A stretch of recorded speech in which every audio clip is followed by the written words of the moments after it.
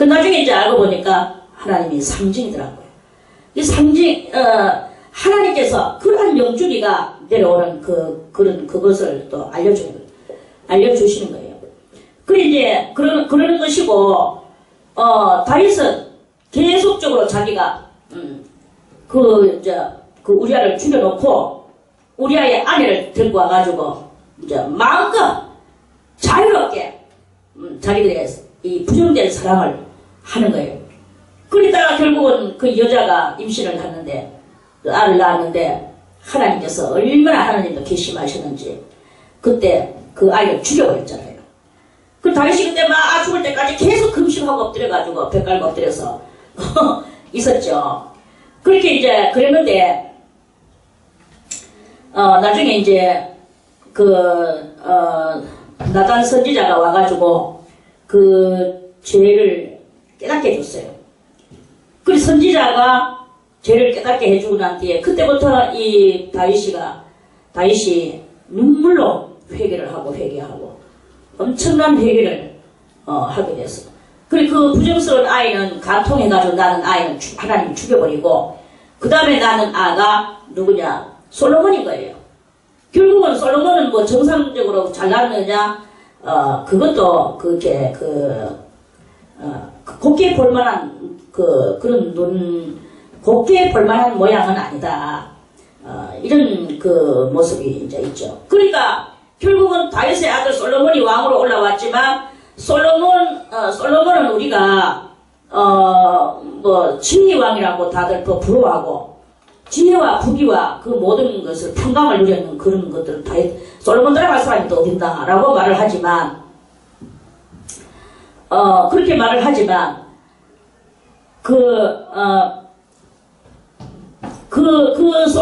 솔로몬이 또 그러면 잘 살았느냐? 그 엄청난 부와 지혜를 가지고 자기 혼자 럭셔리한 삶을 살면서 솔로몬도 그 이방 여자를 아내로 들어갔잖아. 이방 여자를 아내로 들어가가지고 그 이방 여자를 자기 궁궐에 들어오지를 못했어요. 성경을 나중에 자세히 한번 읽어보세요. 왜 그러냐 하면은 자기 궁궐은 누구의 궁궐이냐면 다윗의 궁궐이거든. 엄청난 하나님의 사람 다윗의 궁궐인데 거기에 이 이방 여자가 그 이방 할례 받지 않은 발걸음을 가지고 거기에 들어오게 할 수가 없어서 할 수 없이 솔로몬이 다른 데다가 궁궐을 만들어가 그 궁궐 속에서 그 솔로몬이 왔더니 갔더니 하면서 이 안에도 한 들어가고 저 안에도 한 들어가기도 하고 하면서 그 이방 여자는 새로운 궁궐을 지어가지고 자기 아버지 궁궐에는 못 들어오게 했습니다. 이런 이야기들이 왕들 사이에 이렇게 주르륵 있단 말입니다. 자, 많이 이야기하지 않겠습니다. 시간이니만큼. 이런 인간은 이 땅 위에서 다들 이 세상 속담에도 말하잖아요. 풀어서 먼지 안 나는 인간이 어딨나 하면서 하듯이 이렇게 많은 왕들이 있지만 그 왕들이 그리고 그 조상들이 다들 가지고 있는 믿음의 세계를 이루어 나간다고 하는 그 믿음 속에서도 어떤 흠집을 가지고 있나 그러면서 또 그런 속에서 우리가 은혜를 받는다고 이렇게 말을 한다 이거예요.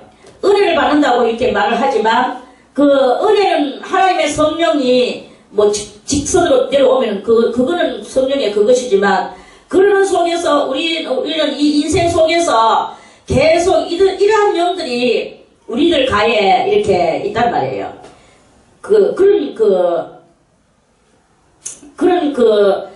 인간의 옳지 못한 그런 것들이 이렇게 그런 것들이 이렇게 있는 그 죄악들과 아울러서 은혜도 같이 이렇게 내려오는 이런 상황에, 여기서 오늘 이 누가복음의 필자, 누가는 무엇을 우리들에게 알려주기 위하여, 이렇게 예수님의 광대한 족보를, 하나도 빠짐없이 이렇게 쓰셨을까. 그거를 우리가 이렇게, 알아나가면서 볼 때, 우리가 신앙생활을 어떻게 해야 되는가, 그리고 항상 이 분별을 어떻게 해야 되겠는가, 그래서 우리가 어떤 것을 아무리 좋은 것이라도 아까도 찬송을 그랬죠. 깊은 바다에 가서 찰싹거리는 데 있지 말고 저 깊은 바다에 한번 가보라. 찬송을 부르잖아요. 그러는 것과 같이 우리가 이 깊은 바다에 들어가는 데서 부작용 생길 그 어떤 그런 것이 이렇게 있단 말이에요. 이런 영적인 것들과 신령한 소개의 이런 것들을 그리고 우리가 그만큼 감당할 만한 우리 어떤 그런 깜적인 그러한 것이 되는 우리들인가 우리의 이 심장은 얼마만큼 강심장인가 또는 얼마만큼 또 우리가 확고한 믿음에 또 우리는 그러한 그 믿음인가 이런 여러 가지들을 분석 그 조상을 분석 신앙에 그 흘러내려오는 그 역사들을 분석 이런 것들을 잘 분석해서 좀 어렵죠? 어렵죠? 안 어려운 사람만 손 들어보세요. 어려운 사람만 손 들어보세요. 다 어렵지도 않고 안 어렵지도 않았단 말이가. 이거를 여러분들이 이해를 하면은 박사가 됩니다. 요거를 이해하고 이거를 여러분들이 말을 하면은 질문을 할 필요가 없어. 그런 영이 내려와서 그런 거구나. 저렇구나. 저 내려올 만한 가능성이 있구나. 또 어떤 것이 내려올 만한 가능성, 이걸 여러분들이 미리 알고 갈 수 있거든요. 이거를 갖다, 이 세계를, 23절부터 해서 38절까지의 이 세계, 그 세계의 상징적 세계, 상징적 세계를, 그거를 모르니까 다들 나는 눈 감았어. 하라고 말하지 하지만, 요것만 해버리면 눈은 저절로 떨어지게 되가 있습니다. 그래서 여러분들 이걸 많이 연구하고, 그렇게 해 나가기를 바라겠습니다. 그 정도로만, 하겠습니다. 어려워도 할 수 없어. 그거를 또 다 이야기를 포괄성스럽게 할 수도 없고, 예수께서 4장에 성령의 충만함을 입어 요단강에서 돌아오사 이제 그 세례를 받아 요단강에서 돌아오사 광야에서 40일 동안 성령에게 이끌리시며 지난번에 23장 21절에 1절과 22절에서 예수님이 세례를 받으셨죠. 이제 그러고 나서 이 23절에서 38절까지는 좀 내용이 다른 거예요. 이건 왜 여기다가 이 족보를 여기다가 붙여놨을까? 22절에서 해서 막바로 4장 1절로 가고 23절과 38절은 생략해도 될 것인데 왜 여기다가 이 칸에다가 이걸 이렇게 족보를 올려놓았는가? 이거를 이제 신앙 세계의 족보를 올려놓으셨는가? 이걸 이제 우리가 그 의문을 지금 제가 정말도 솔직하게 다 이렇게 할 수가 없어서 그냥 그렇게 이야기를 했는 거예요. 그래서 막바로 22절에서 4장 1절로 온다면 예수께서 성령의 충만함을 입어 요단강에서 돌아와가지고 성령의 충만함을 입으면 그 다음에는 뭐가 일어나느냐? 항상 이 시험대가 나온다는 것을 예수님의 발자취를 걷는 성도들은 이걸 분명히 깨달아 알아야 됩니다. 광야에서 40일 동안 성령에 이끌리시며 마귀에게 시험을 받으시더라. 자, 우리 이야기를 조금 하겠습니다. 우리들도 우리 성령을 충분하게 받고 집회에서 은혜를 많이 받았어. 주여 감사합니다. 오늘 땀 뻘뻘 흘리면서 기도하고, 회개하고, 그렇게, 주여, 이제는 주님 앞에 죄도 다 사해졌는 것 같아. 그러니까 기쁨으로 집으로 이제 왔어요. 왔는데 집에 오니까 누가 있습니까? 집에 오니까 마귀가 있는 거예요. 마귀가 누구 속을 타고 왔느냐? 남편의 속을 타고 오고, 시부모님의 속을 타고 오고, 아니면 마누라의 속을 타고 오고, 이렇게 누구의 그거를 몸을 자기들의 의복으로 입고 이 마귀가 딱 참적해가 네가 그렇게 했단 말이지. 은혜 받고 온단 말이지. 보자, 내가 너를 무너뜨리리라. 이래가지고 딱 치러오면 거기 있는 거예요. 그래가지고는 막 이제 그 시비를 걸고 그때부터 싸움을 거는 거야. 그러면 이 은혜 받은 사람이 성령에 충만한 사람이 이 비밀을 알아야 되는 거예요. 그러니까 여기 23절에서부터 33절 8절까지의 이 비밀을 안다면 인간은 꼭 뭘 가지고 있습니까? 이 모든 믿음의 세계를 이룬 이 인간들은 마따시요, 그 이상은 네이요, 그 이상은 멜기요, 그 이상은 얀나요, 그 이상은 요셉이요 하지마. 이 모든 사람들 속에는 뭐가 들었느냐? 7가지 죄의 악성이 들었단 말입니다. 그리고 4가지의 정과 5가지의 그 욕망들이 들어있는 거예요. 들어있는 이러한 그것이 바로 우리들의 이 믿음의 세계 속에 이러한 삶들이다 이거예요. 그래서 내가 이제 은혜 받고 왔다. 그럼 막 집에서 그 사람들이 막 이제 나를 화를 돋고 그런 거죠. 그러면 내가 은혜 받았는 것을 깜빡 잊어먹고 평소에 하던 내 속에 있는 악성과 아울러 또 습관적인 이 지학 세상에서 살던 그 습관적인 것을 가지고 막 같이 나도 또 같이 혈기를 가지고 대드는 거예요. 그래가지고 언제 하나님 잠깐만 좀 계십시오. 귀찮습니다. 내가 오늘 이거 이러면 한번 하고요. 알겠습니다. 이러면서 대팔을 벌려. 그리고 난 뒤에 남이 정신을 차리고마야 내가 오늘 집회에서 그토록이나 큰은혜를 받아놓고 내가 졌구나 졌어. 이렇게 되는 그런 이게 허구한 날 이거를 리바이벌을 하는 거예요. 이 혈기 문제만 그러냐? 안 그래. 혈기 문제만이 아니고 우리 속에 이렇게 음란 문제가 또 이렇게 있어요. 그러면 또 뭐 집회에 간다, 누구들이 간다, 뭐 이렇게 하면 그 목사님이 너무나 멋지게 보이고 막 이러면 이제 이러다 목사님한테 내 이 심정을 갖다가 고백하면은 그 목사님은 넓은 마음으로 나를 다 받아줄 거야. 어쩌고 이러면서 그 목사님을 가가지고는 막 또 이야기하면서 이러다 보니 또 둘이서 또 막 뜨거덕 하고 또 스캔날 이러면서 이렇게 그래 뭐 훗날 지나고 났는데 내가 졌구나 하는 것을 스스로 깨닫게 되는 거예요.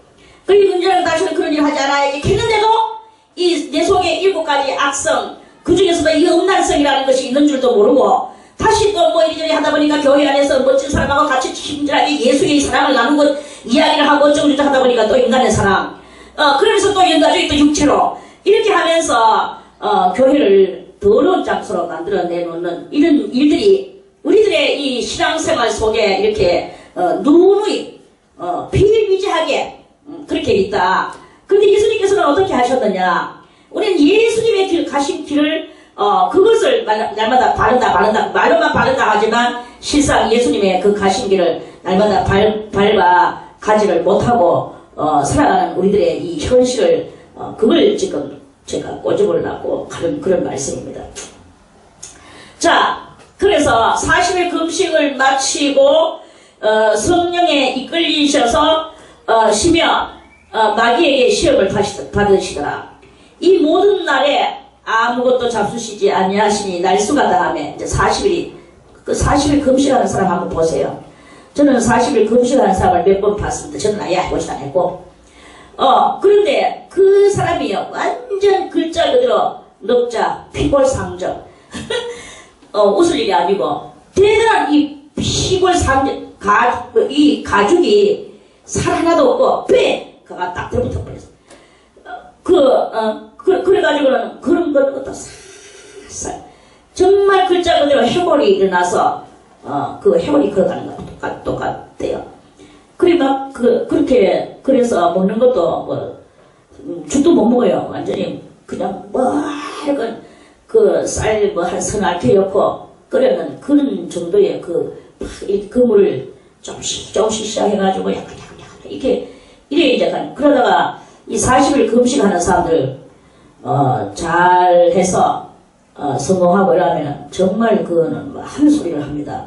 대단히 그렇게 정말 하나님을 만나는 것 같은 그런데도 또 나중에 또 40금식하고 또 끝나고 뭐 밥 먹고 어쩌고 하면 또 인간의 마음으로 또 돌아오고 그런 그 경향이 많죠. 아무튼 40일 금식은요 정말 이거는 위대한 사람들만 하는 거예요. 예수님이 40일 금식을 이렇게 하셨죠. 줄이셨어. 완전히 막 피골상접이 되셨겠죠. 예수님도. 그리고 피골상접된 예수님한테 마귀가 와가지고는 뭐라고 말합니까? 네가 만일 하나님의 아들이냐? 그렇다면 이 돌들에게 명하여서 네 지금 피골 상접이 돼가 있는데 떡덩이가 되게 해라. 떡덩이가 되게 해라 하는 말은 떡 만들어서 먹어라. 네 너무 피골 상접하다. 이런 말씀이에요. 그럼에도 불구하고 예수님은 보통 우리 인간들 같으면 그래 나는 하나님이 능력을 주셔서 내한테 돌 가지고 난 떡을 만들 수가 있어. 마귀야 네가 봐라 나는 이런 능력이 있다 하면서 우리 인간들 같으면 떡을 만들어서 뭐 막 그냥 막 먹는 것을 마귀에게 보여줬을 거예요. 그럼 마귀는 또 손뼉을 치며 깔깔 웃으면서 너는 졌어 너는 그게 아니야 라고 했겠죠. 그런 일이 일어났겠죠. 근데 마귀는 이제 떡덩이가 되게 하라. 그 예수님은 떡덩이를 되게 안 했어요. 그 예수님은 무엇으로 대답을 하셨습니까? 기록하기를 사람이 떡으로만 살 것이 아니라, 여기서는 조금 누가는 그 뒷말을 빠져먹었는데 이 말씀이 어디에 있는 말씀이냐면 신명기 8장 3절에 있는 말씀이에요. 그래서 사람이 떡으로만 사는 것이 아니라 무엇으로? 하나님의 입에서 나오는 모든 말씀으로 사는 것이다. 사느니라. 이렇게 예수님은 대답을 하셨거든요. 떡으로만 살 것이 아니라, 그럼 그 뒤에 캡션 마크가 딱 모두 사냐? 이렇게 될 수밖에 없어. 여기만 읽는다면 그래 돼요. 그런데 우리는 신명기 8장을 또 읽으면서 주님께서 하신 말씀을 우리는 또 합니다. 그래서 살 것이 아니라 하나님의 입에서 나오는 모든 말씀으로 사느니라. 그러니까 마귀가 맞직하고 마귀도 아는 거예요, 사실은요. 그런데 이게 뭐냐? 대단한 실용적 철학이다. 저는 이 마귀와 예수님의 이 대화는 엄청난 이 궁극의 실용적 철학이다. 그렇게 저는 말씀을 드리고 싶습니다. 그래서 마귀가 할 말이 없도록 만들어버려요. 맞죠? 이 떡은 먹어봐야 똥대가 나오고, 또 똥이 또 벼에다가 거름을 주고, 벼는 또 그 똥 거름을 먹고 벼 이삭을 내고, 또 우리 인간은 탈곡을 해서 또 그것을 또 떡 만들어가지고 쌀을 갈아서 먹고, 또 떡 만들어서 먹고, 계속 이 순환, 이러한 육순환의 그런 그것인 거죠. 그 육순환이 이렇게 된다고 해서, 그러면 예수님이 떡으로 그렇게 만들었으면 예수님이 영생의 이것을 이루실 수 있냐 이거예요. 여기서 이 영생의 이것이 떡으로 이루어지는 그 영생이냐 이 말씀이거든요. 떡으로 이루어지지 않는 것이 떡으로 이루어지지 않은 것이 않고 하나님의 말씀으로 이루어지는 것이 영생의 삶의 그 역사인 거예요. 그걸 이제 이제 두루 이렇게 말씀을 하는 거죠. 그렇게 마귀가 이제 또 예수님을 이끌고 올라갔어요. 예수님은 피골 상접돼가지고 올라갔습니다. 그러면서 순식간에 천하 만국을 보였어. 그리고 말하기를 가로되 천하 만국을 보였어요. 천하 만국이 뭐예요? 하늘 천자죠. 하늘 아래 하예요. 하늘 아래에 만국은 뭐예요? 지구 땅덩어리. 이 지구 땅덩어리를 다 보여주면서 가로되 지구 땅덩어리 이 모든 권세와 그 영광, 이 지구 땅덩어리의 권세가 이거는 어디 권세냐면 정부 권세, 정치 권세 이런 거거든요. 국가 통치 이런 거예요. 그래서 그러한 것들을 그러한 권세와 거기에 있는 그 모든 영광을 내가 네게 주리라. 마귀가 네 무슨 권리로 네가 뭐 준다 만다 할 수 있냐? 예수님께서 그런 말씀을 하시진 않지만 그런 뜻이 여기 또 담겨져 있으니까 마귀는 얼른 그것을 또 카바하기 위하여 이것은 그 영광과 권세는 내게 넘겨준 것이므로 누가? 전능하신 하나님께서 6일 동안만 통치하려고 주셨거든요. 그래서 그 6일 동안 자기가 넘겨왔던 거예요. 내게 넘겨준 것이므로 그 때가 되면 이제 희년이 돌아오면 힘이 들어가면 모든 것은 다 본주인에게 찾아가듯이 온 세상은 다 본주인이신 하나님 앞에 가는 게 바로 이게 이제 만고 불변의 전능하신 하나님의 그 스토리인 거예요. 그래서 이것은 내게 넘겨준 것이므로 자기가 하나님 앞에 넘겨받았기 때문에 지금은 내 모든 것이 내 주관 아래에 있는 것이다. 내 주관 아래에 있는 것이기 때문에 내 주관대로 나의 원하는 자에게 내가 줄 수 있고 내가 준다. 주노라. 그러므로 네가 만일 내게 절하면, 절한다는 건 네가 내 수하에 들어오면, 절한다는 것은 수하에 들어오면, 네가 나의 수하에 들어오면 그러면 이 모든 이 세상의 영광과 권세는 다 네 것이 될 것이다. 이렇게 말을 했어요. 그러니까 다른 사람들 같으면은 온 세상에 이거 대단한 거죠. 그리고 이 마귀는 대단한 영적인 그 옛날 천사였어요. 그것도 그냥 천사가 아니라 지혜와 총기와 총명과 총기가 12보석을 보석과 같은 그런 그 총기를 가지고 태어났는 그 루시엘이거든요. 그리고 이 총기는 누구도 따라갈 수 없는 그 총기를 가지고 있는 이 루시엘인 거예요.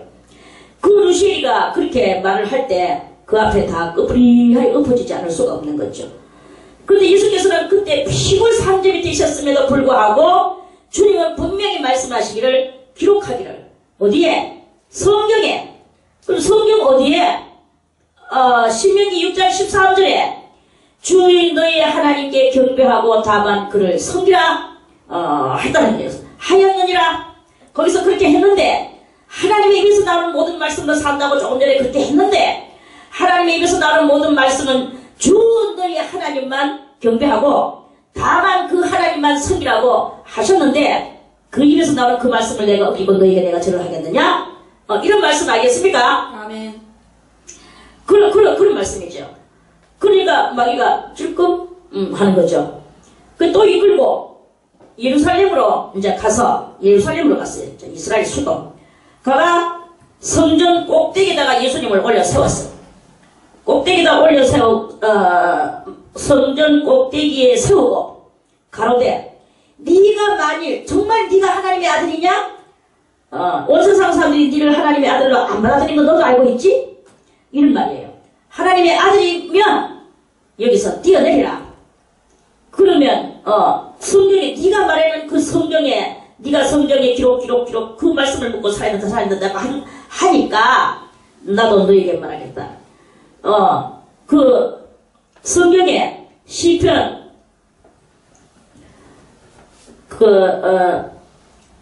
시편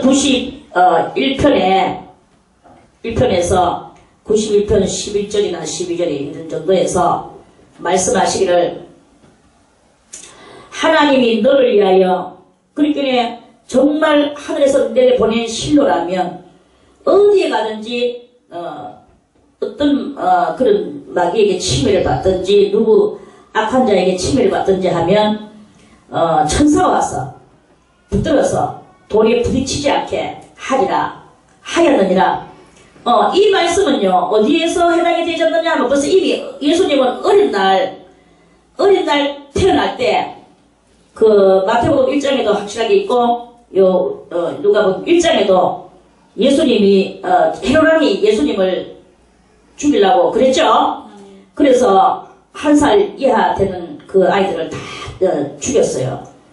그게 바로 마귀가 예수님을 죽이려고 할 때 그 사자들을 명하사 너를 지키게 하는 그 말씀이 그때 이루어졌는데 이 마귀는 때려진 그 말로서 예수님한테 지금 그 시험을 하고 있는 거죠.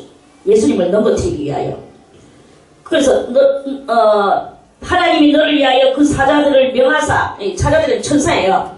천사들에게 명령을 하셔서 너를 지키게 하시리라 하였고, 또한 그 천사들은 손으로 너를 받들어 네 발이 돌에 부딪히지 않게 하시리라. 성경에서 그렇게 했다. 자, 네가 성경 말씀을 그대로 그것을 가지고 살아간다면 이제 네가 한번 뛰어내려 봐라. 그러면 가라사대 그렇게 너를 지키리라. 그리고 손으로 너를 받들어서 너를 돌에 부딪히지 않게 하시리라. 예수님께서 또 대답을 하셨어요. 그럼 예수님이 그래 말씀대로 내가 한번 뛰어내려 볼게. 천사들이 와서 나를 받들어 사뿐히 내가 땅바닥에 착지할 수 있도록 그렇게 해주겠다. 이렇게 예수님이 하셨다면 그러면 예수님은 뭐 천사들이 와가지고 그렇게 하는 그런 장면을 보여주면서 사람들한테 참 대단한 기적적인 것을 보여주며 한 번에 인기 전성기 딱 세상에서 할 수는 있었을 거예요. 그렇지만 예수님은 겸손하신 예수님은 그렇게 하지 않았어. 그래 천사가 내한테 오는 것을 봐라. 예수님은 이런 경고망동한 행실을 하지 않으셨단 말이죠.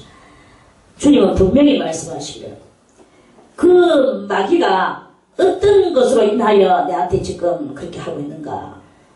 자 여러분들이요 오늘 이 3장 23절에서 3장 38절까지의 이 모든 그 속에 있는 많은 우리를 넘어뜨리게 하는 요소들이 그 속에 이 믿음의 세상이라고 우리는 믿고 그 믿음의 세상 속에서 살아가지만 믿음의 세상 속에서 우리를 어떻게 단련시키며 우리를 어떻게 이끌어내시는가에서 이 속에서 있는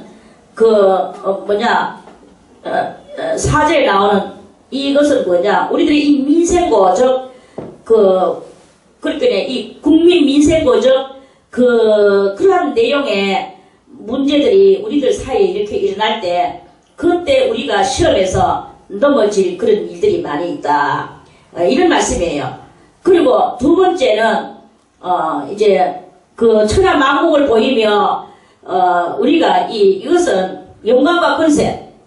우리는 영광을 되게 좋아해요. 누가 칭찬해주면 되게 좋아하고 권세를 내가 낸데 하면서 권세 부리는 것을 대단히 또 좋아하는 이 기질들이 있는데 여러분이 그러한 기질을 조금이라도 쓴다면 오늘 그 3장 23절에서 38절 속에 있는 그러한 어떤 요소들의 그 움직임에 그것을 따라서 우리는 겸손하지 못한 것과 또 영광을 받기를 좋아하는 이런 것으로 인하여 그럼 권세를 부리기를 원하는 이런 요소들이 이런 속에 다 있단 말입니다. 그러한 그것으로 인하여 우리는 이 신앙에서 쓰러지고 실패할 수밖에 없는 그런 그 상황이다. 우리는 항상 이렇게 신앙이라는 것은 항상 오늘도 우리는 연단받으면서 앞으로 전진하는 삶을 그리고 우리가 이렇게 뒤로 퇴보하는 것이 아니라 전진하는 삶을 사는 그런 신령한 길을 걸어가는 그것이고 오늘 이제 이 12절에 나오는 하나님을 시험치 말하는 여기에는 예수님은 벌써 이미 그 상대방의 정체가 무엇인가를 벌써 이미 아셨는 거예요. 그걸 아시고 그래서 너는 시험하지 마라. 하나님을 시험하는 자는 자기도 큰 시험대에 빠져가지고 멸망당할 수밖에 없는 그 말씀이 성경에 이제 곳곳에 있는데 주 너희 하나님을 시험치 마라. 이거는 상대방의 그 모든 하나님의 그 사고방식이라고 할까 그 넓으신 사고방식의 그 뜻에 어긋나고 있는 그것을 예수님이 분별하셨는 그런 것이다 하는 말씀이죠. 그래 분별을 하셨기 때문에 예수님께서는 외치셨어요. 말씀하시기를 주 너희 하나님을 시험치 말라. 하였느니라. 성경에서 그렇게 말씀을 하셨다는 것입니다. 그러니까 이제 이거는 3대 시험인데 대단히 유명하다고 말하지만 말로만 유명하지 실상 이 유명한 이 내용이 어떤 의미와 그 뜻을 함축시켜가지고 있는지에 대해서는 아무도 표명하기가 대단히 어렵다는 것입니다. 어려운 말씀들이었죠.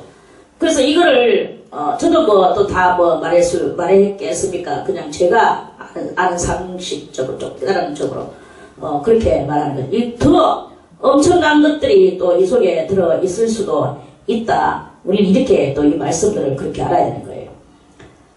그래서 예수님이 이렇게 3대 시험을 받으시고 피는 것까지 오늘 좀 제가 이렇게 말씀을 드렸습니다. 내일 다시 다음날 다시 14절부터 해가지고 또 말씀을 또 드리겠습니다. 그래서 우리는 항상 이 은혜의 생활 그리고 이 도를 깨달아 나아가는 내 자신을 단련시켜 나아가는 이러한 그 경험 속에서 우리들이 꼭 해야 될 것은 지금 이 순간이 무엇이냐 이거예요. 이 순간이 지금 나를 시험하기 위하여 있는 우리 조상들로부터 내려오는 정말 소위 참 우리를 멸망시키는 그런 얼들인가, 나를 넘어뜨리게 하는 얼들인가, 우리는 이래서 분별하지 못해서 넘어지고, 우리 속에 있는 이 경고망동하고 덤벙거리는 이런 것들로 인하여서 세밀하게 하나님의 뜻을 해석하지 못하는 그런 것으로 인하여 내 자신을 헐값에 넘겨주는 그런 일들도 많이 있고, 야곱의 또 자기 형, 에서의 이야기도 우리가 알잖아요. 자기의 이 장자권이 얼마나 중요합니까? 그런데도 불구하고 팥죽 그릇에 장자의 명분을 파는 그런 경솔한, 우리 신앙이 경솔한 상태 속에서 많이, 우리를 넘어뜨리게 만드는 일들이 많고, 또 이 경솔하지는 또 설령 안 한다 해도 우리가 때로는 경고망동한 일들이 많이 이렇게 있습니다. 그리고 내가 하는 이게 주장 제일 많고, 내가 이 정도 하면 이게 하면서 익하다 보니까 결국은 이 3대 시험에 떨어지게 되는 그런 일들이 있는 거예요. 우리가 그리스도의 길을 걸어가자 하는 것은 말로만 그리스도의 길을 걸어가자가 아니고, 이 예수님같이 어떤 경우에도 하나님의 말씀에 입각하고, 그 말씀을 우리가 내 이 체질화되게 만들고, 체질화되게 만들면서 현실화시키고, 이렇게 하면서 살아갈 때 우리가 분별의 은총이 하늘부터 내려오게 되는 그런 일이 일어나게 되는 것이다 하는 그런 말씀이죠. 오늘 말씀 이것으로 마치고 다음 14절부터 또 말씀을 드리겠습니다.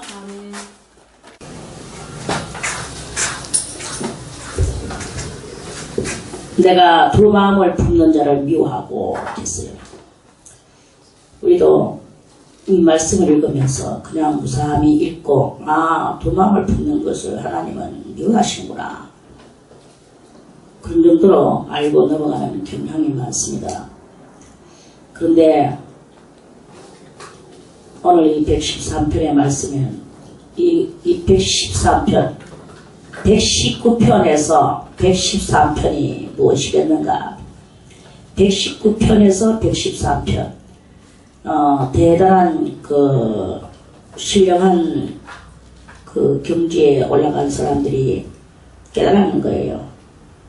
자기가 두 마음을 품었다는 것이 아니고 하나님의 그 경지에 들어가 보니, 그리고 세상을 바라보니 다 두 마음을 품고 살아가는 모습들을 보게 되는 거예요. 항상 두 마음이 있어요. 왼쪽 옆구리에는 불신의 마음이, 오른쪽 옆구리에는 하나님을 앙망하는 신앙의 마음이, 그렇게 불신과 신앙, 이 두 개가 우리 속에 이렇게 있는 거야. 그래서 그 왼쪽 옆구리와 오른쪽 옆구리는 항상 둘이 싸웁니다. 내 자체가 싸우고 있고, 또 다른 사람들의 그 두 개 있는 것을 바라보면서 그 두 마음을 품고 있는 거예요. 그러니까 그것이 이쁘게 보이느냐? 전혀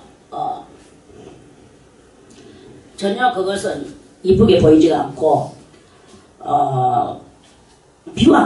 미워하게 보일 수밖에 없는, 미워하게 되는 거예요. 여러분들도 한번 생각을 해보세요. 자, 우리 신랑들이 있었다. 근데 신랑이 지금 내한테 알랑알랑거리면서 나를 좋아한다고 그러면서 그런데 나는 벌써 이미 그가 딴 여자를 좋아하고 있고, 딴 여자가 있고, 거기 자꾸 들랑거리고 있고, 이렇게 하는 것을 나는 알고 있단 말입니다. 그러면 아무리 내 앞에서 좋다고 알랑알랑 해도 그게 진심으로 받아들여지게 되겠습니까? 진심으로 절대로 받아들여질 수가 없는 거예요. 미워하게 되는 거예요. 저것이나 씨가 거기서 그렇게 해놓고 내한테 와서 또 저렇게 할 수가 있나. 이렇게 되면 그게 안 되겠습니까? 인간의 썩어질 사람 속에서도 그 두 마음을 품는 것을 보면 비교할 수밖에 없는. 그래서 그 아무리 좋은 말을 하고 아무리 좋은 선물을 갖다 줘도 그게 하나도 반갑지도 않고 기쁘지도 않고, 너는 지금 딴 것이 있잖아, 이게 막 저 단계가 있어 보세요. 미워할 수밖에 없는 이런 일인 거예요. 사랑할 수가 없어. 그래, 네가 그 여자가 있어도 그래도 내가 너를 사랑해 주리라 라고 생각을 하지만 이것을 그렇게 할 수가 없는 게야. 그래서 세상 속담에도 말하기를, 남편을 노름방에다가 넣어놓고는 잠을 잘 수 있어도 첫방에다가 넣어놓고는 잠을 잘 수가 없다. 이게 세상 속담에도 그런 말이 이렇게 있습니다. 그러한 것인데, 하물며 하나님 앞에서는 오죽하겠습니까? 썩어질 인생 속에서도 그러하거늘 하나님은 오죽하겠습니까? 그런 거죠.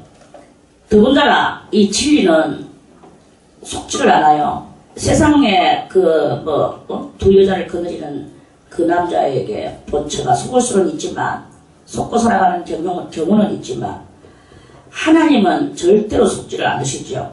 하나님은 다 보고 계시니까요. 다 아시니까요.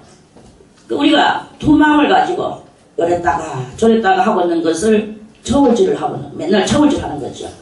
저울질 하고 있는 것을 하나님은 다 보시고, 네가 그렇게 하면서 나를 만나러 온다고? 그거는 죄악 세상에서 하는 행식인데 그것을 하면서 나를 만나러 온다고? 나를 보고 뭐 사랑한다고? 야, 걔 그것도 하지 마라. 하나님은 분명히 그렇게 말씀하실 거란 말입니다. 내가 투박을 품는 자를 미워하고 이랬어요. 그래서 이 인생 속에 양쪽에 마음이 있는 게야. 오른쪽 마음과 왼쪽 마음. 그래서 저 이스라엘 사람들 왼쪽 손으로는요 밥 안 먹어요. 오른쪽 손으로만 밥을 먹어. 왼쪽 손으로는 뭐 하느냐? 똥 누고 궁디 닦죠. 그리고 왼쪽 손은 그런 거나 하라 이거죠. 그러니까 이스라엘 사람들은 이 오른쪽 손과 왼쪽 손의 이 차이점을 대단히 두고 있는 거예요. 성경에서도. 그리고 왜 그러냐면은 두 개가 있는데, 배신하는 거나 배반하는 거나 이런 두 마음을 품는 거, 이런 것들을 전부 너는 똥이나 먹고 살아라, 똥이나 만지고 살아라, 이런 뜻이 왼쪽에 그것이 있다 이거죠. 그래서 성경은 두 마음을 품는 것을 가장 싫어합니다. 여러분들이 만약에 두 마음을 품지 않고, 여기서 내가 잘못하다가 여기가 이렇게 되는 이런 두 마음이 올라와도 하나님을 믿고 여러분들이 그 한 가지에 전념을 다해보세요. 그러면 그 두 마음 품던 것이 이제 없어지게 되고, 그 하나에, 저도 옛날에 그런 경험이 많이 있었어요. 내가 여기서 아무것도 아닌, 기도 아닌다 긴 척하는 것에다가 내가 그런 척하는 것이라면 내가 이 수고하고 정열을 기울이는 이 모든 것들이 헛것이 될 것이 아니겠는가 하는 생각을 해본 적이 있었어요.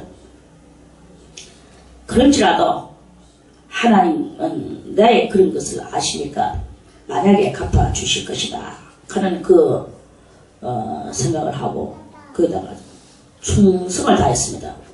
진실한 충성을. 설령 그것이 헛된 것이라 할지라도, 예를 들어서 옳지 않은 그런 것이라 할지라도, 옳지 않은 그 사람이 옳지 않은 그것이지만 거기다가 하나님을 믿고 하나님을 바라보면서 하나님 앞에 정열을 기울이며 그렇게 하는 그렇게 하면서 이것이 다일까 하면서 한 적도 있었습니다.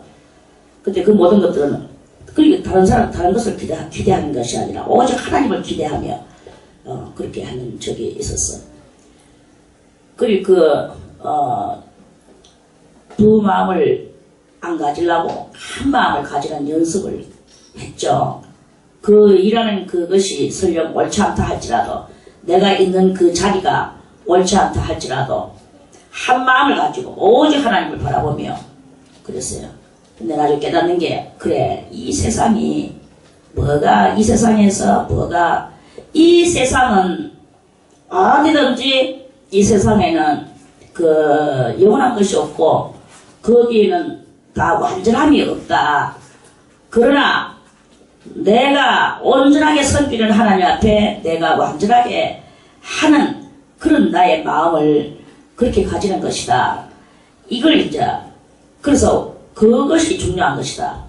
이 세상에 뭐 예수가 있나? 이 세상에 뭐 완전함이 있나? 내가 주 예수를 믿고 내가 완전하게 나아가는 그것이 바로 이 두 마음을 품는 그것이 아닌 것이다. 이 말씀이에요. 그렇게 되어지는 것을 말하는 것입니다. 이 113절은 두 마음을 품는 것을 미워하는 이 사고가 이것도 한 관문이라면 관문이에요. 그래서 내가 두 마음을 품는 자를 미워하고 하는 것은 이 114편의 옳은 성도는 두 마음을 품는 거기에서는 입이 벗어나왔고 지금 품고 있는 그 자를 미워한다는 거예요. 이제 그래서 거기서 벗어져 나온 사람은 미워하게 되고 또 하나님도 그것을 미워하시고 하나님과 일치가 되져 나가는 이러한 그 관문을 지금 통과해 나가는 그러한 중이다라는 것을 말씀합니다. 자, 그러면 두 마음을 품는 자를 미워하면 그 다음에 어떻게 되나? 뭘 해야 되나? 하는 것이 무엇인가? 그것은 바로 주님의 법을 사랑하는 것이다. 주님의 법을 사랑하는 거예요. 주님의 법은 무엇입니까?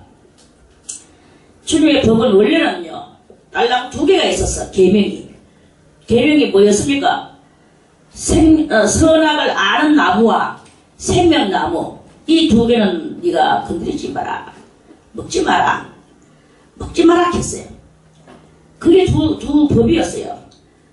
주의 법. 그 두 법을 아담과 하와가 진정으로 사랑하는 관문을 통과했었더라면 이언이와 그런데 그 통과를 못했는 거예요. 그 통과를 못하고 선과 악을 아는 나무를 따먹었어.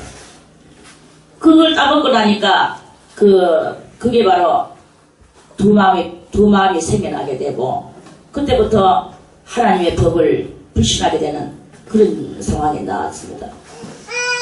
이제 우리는 선악을 따먹기 이전에 선악을 아는 나무를 따먹기 이전에 마음으로 돌아가야 되는 그 훈련을 해야 되는데 어떻게 해야 되겠냐는 말이에요. 하나님의 법을 사랑해야 되는 거예요. 하나님의 법이 이렇다 하면 이렇게 해야 되고 법만을 가지고 살아가야 되는 거지. 그런데 그 법을 알지도 못하고 깨닫지도 못하는 거예요. 그래서 두 가지의 이 법을 어기니까 그 다음에는 하나님께서 무엇을 주셨는 것이 바로 무한정한 법을 주셨어요. 법이 많아. 그 다음에 법이 10계명이지. 10계명은 10가지 법인데 이 10가지를 말이 10가지지 그 10가지 속에 우리 인생에 온갖 다분적인 역사들이 있는 속에서 그 10가지를 해석하려고 하면 한도 없고 끝이 없는 이런 죄악 세상 속에 떨어져 나오게 되었습니다. 지금은 이제 하나님께서 그 신명기에서 출애굽기에서 10계명을 모세에게 10계명을 주셨죠. 그래서 모세가 레위기 항문을 들고 시내산에서 내려왔어. 그래서 이 레위기 10계명을 우리가 어떻게 봐야 되겠느냐. 10계명은 그냥 10계명 한다고 법 10개가 아닙니다.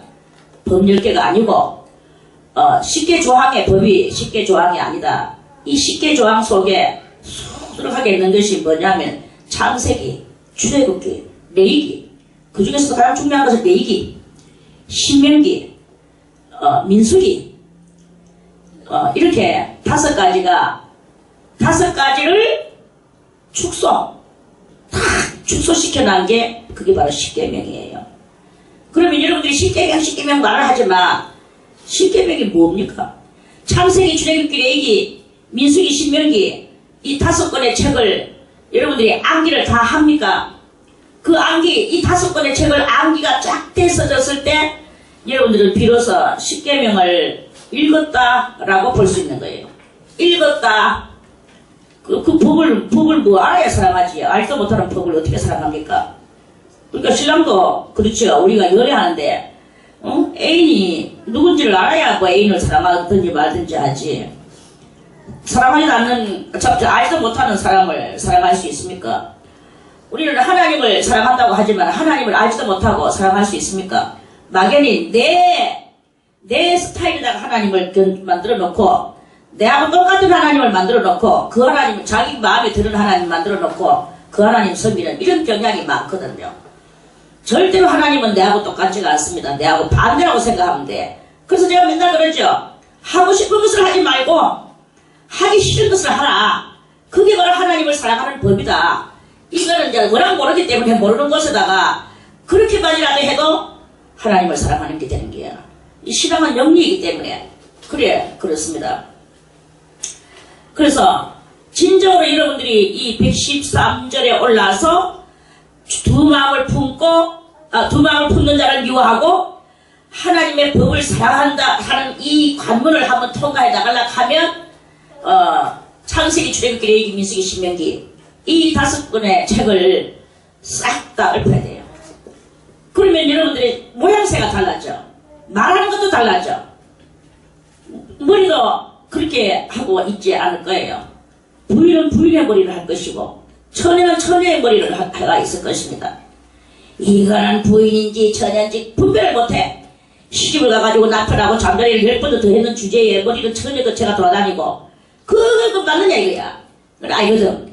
성경을 모르기 때문에 그런 일이 일어나요. 귓구녕에 뭐 군형은 몇 개씩이나 뚫어내고 다 성경을 모르기 때문에 제 종살이를 하면서 살아가고 있는 거 알겠습니까? 내가 뭐 처녀냐? 처녀도 아니면서 처녀인 척하고 그 거짓말쟁이 가증스러운 삶이지. 그 가증스러운 삶 속에서 저는 항상 그러죠. 제발 결혼을 했으면 머리가 짧으면 어쩔 수 없지만 이렇게 짧으면 짧은 대로 그렇게 짧아서 단발머리를 짧게 하면은 모르거니와 그렇지 않고 길면은 더 올려라. 올려서 핀을 꼽아라. 얼마나 예쁜 핀들도 많나. 이러나 깔아서 시계 같은 주제에 불을 해가 기라가 이렇게 가지고 덩덩이다가 모가지가 칠칠 가마제 끼고 있으면 그게 무슨 뭐 천 그리가 뭐 지가 뭐 결혼하는 주제에 결혼 안 했다 하고 돌아다니면서 또 이런저런 보고 싶어서 가나. 그럴 수밖에 없는 이야기인 거예요. 그 법을 다 모르면서 그러면서 말로는 내가 주의 법을 사랑하나이다 이렇게 하고 앉아있으면 그건 주의 법을 사랑하는 게 아니고 하나님을 자기 마음에다가 자기 죄인된 자기 죄인의 하나님을 죄의 하나님을 만들어 놓는 이런 결과밖에 안 되는 거예요. 하나님의 뜻을 완전히 아는 사람은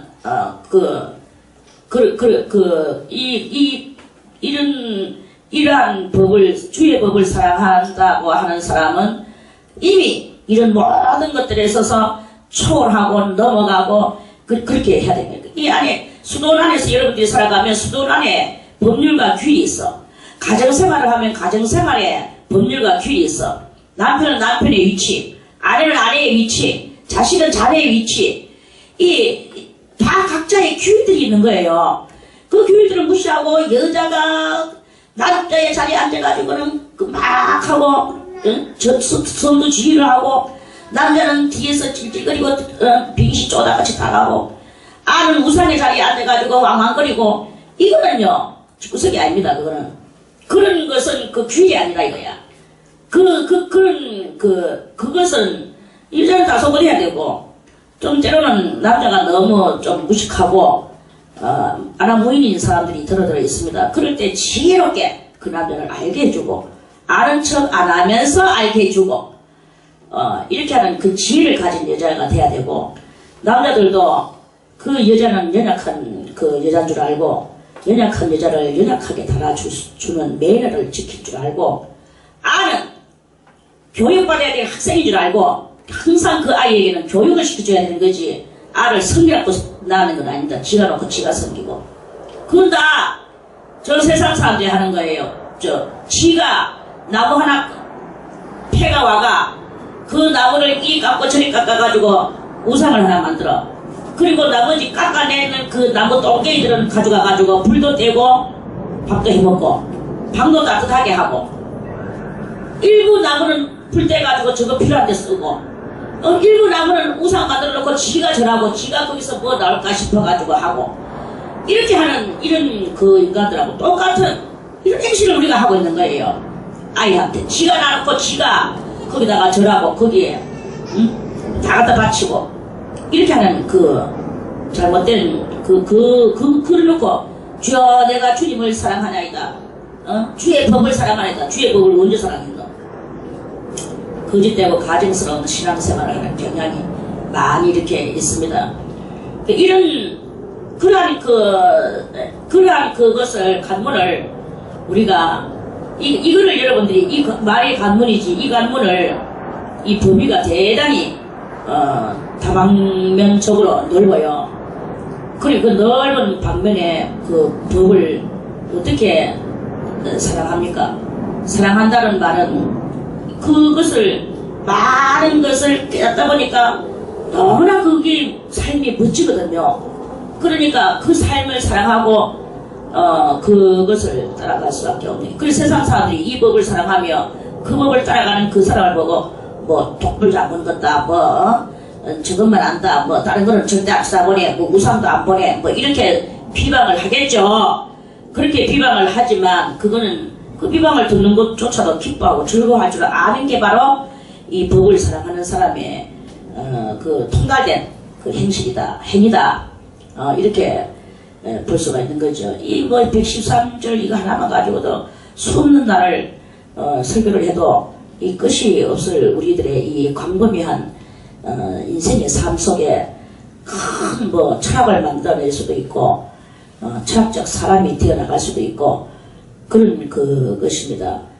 그래, 아무튼 이 법을 사랑하나이다 하는 이것은 대단히 통달된 많은 것을 초월한 이러한 사람의 그 말이다 하는 그런 것을 말씀을 드립니다. 아멘. 주는 나의 은신처여 방패시라. 내가 주의 말씀을 바라나이다. 우리가 주는 나의 은신처여 방패시라. 우리가 이 세상을 살아갈 때 어떻게 살아갈 수 있는가? 그리스도는 분명히 말씀하시기를 너희의 스승은 하나이시니 곧 그리스도시라 그랬어요. 너희가 스승 되려고도 하지 말고 또 누구를 보고 스승이라고 말도 하지 말아라. 너희의 스승은 하나이시니 곧 주 예수 그리스도시니라. 예수님은 주 예수라는 말은 자기 이름은 안 됐어요. 예수님도 자기 이름은 안 됐어. 그냥 그리스도시니라 이랬어요. 주 예수라 하면 자기는 그건 자기 이름이거든. 근데 그리스도시라. 그리스도라는 뜻이 무엇입니까? 하늘에서 기름 부음 받고 내려온 자가 바로 그리스도세요. 그러니까 주 예수 그리스도, 우리는 이렇게 말하지. 그런데 아무튼 너희의 스승은 하나이니 곧 그리스도시니라. 하나라고 했어. 자, 그럼 주는 나의 은신처여 방패시라. 우리가 어떻게 살아갈까? 어려운 일이 생겼다. 피할 일이 생겼다. 이 문제를 어떻게 해결할 것인가? 이 문제를 어떻게 막을 것인가? 이러한 인간의 삶 속에 이런 일들이 많이 일어난다는 거예요. 그러면 어떻게 할 것인가? 은신처라는 말은 무엇인가? 방패라는 말은 무엇인가? 그렇지. 그리스도를 믿는 거예요. 기름 부음 받고 내려온 그분을 믿는 거예요. 내가 이 제약된 세상 속에서 나의 구원자 그리스도를 믿는 것이죠. 그게 바로 이 세상에 제약된 세상에서의 그 진리의 말씀대로 살아가는 게, 말씀대로 사는 자체가 은신처야. 그리스도 그 스승에게 의지하고 그 스승에게 조언을 구하는 게 그게 은신이고, 그래서 그 조언을 따라서 내가 담대하게 용감하게 나아가는 것이 그것이 방패가 되는 거예요. 도리어 내가 이거 담대하게 용감하게 나가보세요. 누가 내한테 어쩌고 저쩌고 하면서 태클을 걸겠습니까? 태클 못 걸게 만들어 놓는 이 영적인 이 보이지 않는 이 상태가 그 보이지 않는 방패를 말하는 것이죠. 이걸 말하는 거예요. 뭐 우리가 뭐 진짜로 옛날에 뭐 장군들 같이 갑옷 입고 그 방패를 들고 이게 아닙니다. 보이지 않는 은신처, 보이지 않는 방패, 이것은 무엇인가? 보이지 않는 은신처는 내가 그 주의 말씀을 따라서 주님이여 주님의 말씀을 내가 깨닫는 거죠. 그 깨달아서 그 깨달은 대로 행동을 해 나갈 때 그 상대방의 그 말이나 행동이나 뜻이나 이런 것들을 내가 다 피하여 숨는 거죠. 뭐 말씀을 앞장 세울 때 그게 내 영혼은 숨어지게 되는 거 알겠습니까? 아멘. 그리고 그렇게 되었을 때 모든 또 다른 하나님의 앞에서 옳지 못하던 이론이나 또 태클이나 이런 여러 가지 것들을 막아낼 수 있는 그 말씀의 그것이 란 말이에요. 방패시라. 내가 주의 말씀을 바라나이다. 그래서 이 말씀이 곧 뭐예요? 말씀이 곧 그리스도시고 그리스도는 곧 진리이시고 진리가 곧 말씀이다 이거예요. 그 진리 다 한 말이에요. 하나의 말인데 여러 가지를 하니까 뭐 그게 다른가 하지만 다 그 말입니다. 주의 말씀을 바라나이다.